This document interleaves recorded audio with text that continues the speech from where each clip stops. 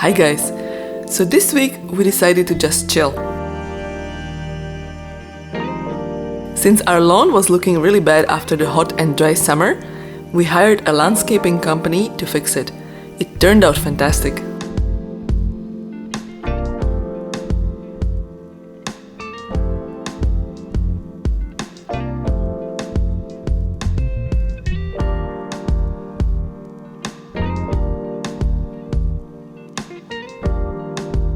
Halloween is just around the corner.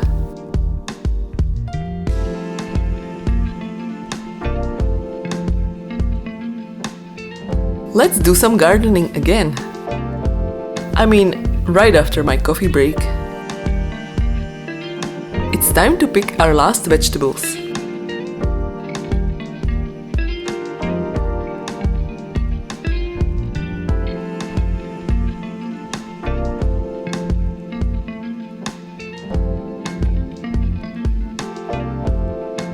In traditional gardening, what most people do is to clean up the bed for winter.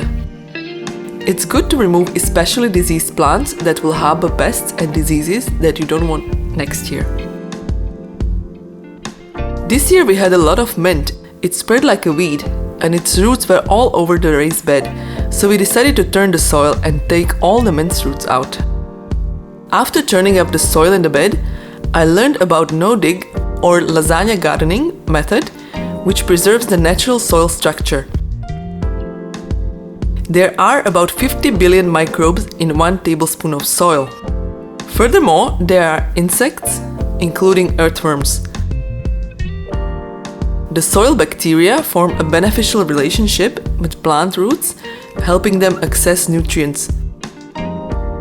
Most of the soil fungi occupy the top 15 centimeters of the soil, while the rest of the organisms live at all different levels.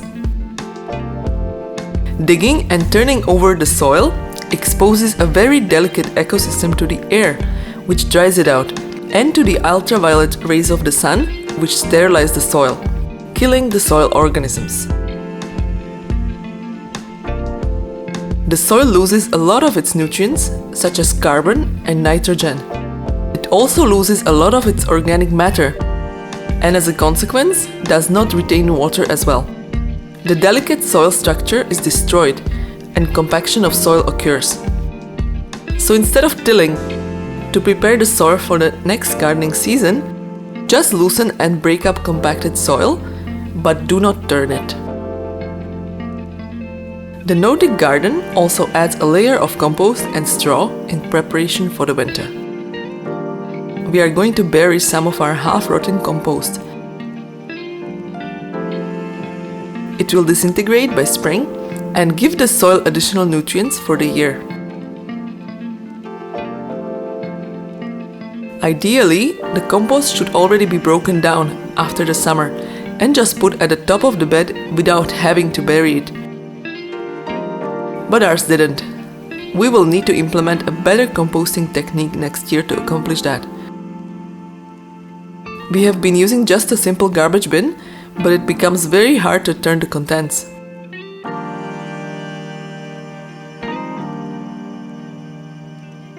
This year I used our butternut squash for our Thanksgiving pie. It turned out great. You can check it out on another video of ours. Green tomatoes are great for cooking, or you can just let them sit on the windowsill until they turn red.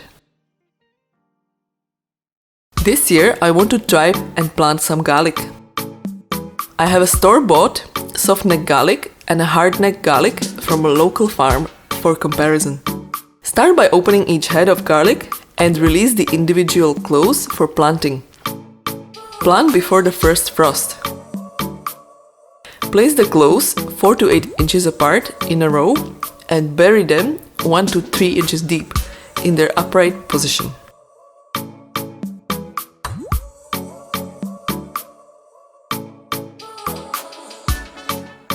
The cold of winter prompts the cloves to break open after a period of dormancy. The mature plant is harvested the following year in late July. Using another one of our squashes for a pumpkin risotto. Yum!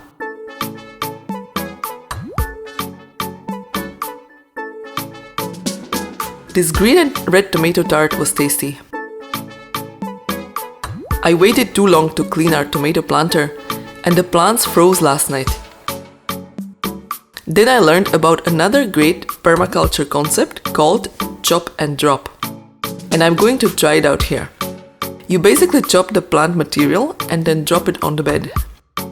This saves you time and energy by eliminating the need to compost or haul the plant material away.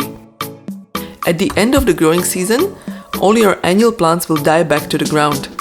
This is normal, but it can leave your garden looking a bit messy. Chop and drop keeps the roots in the soil, where they can hold the soil together and further feed soil life. This way, it adds organic material deep in the soil as the roots decompose. Almost any plant can be used for chop and drop. If you're just cleaning up the dead plants after a frost, then go ahead and use them all. Don't worry if they are not one of the listed best plants like comfrey, pigeon pea or red clover.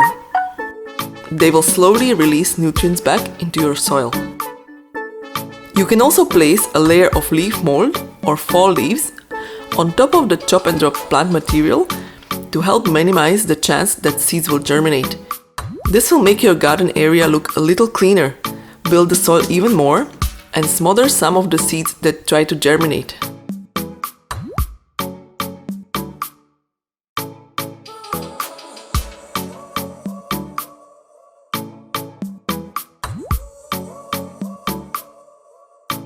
I want to clean out our pots and reuse the soil next year. In the spring, I will just add some mixed compost into it and then fill it back into the containers.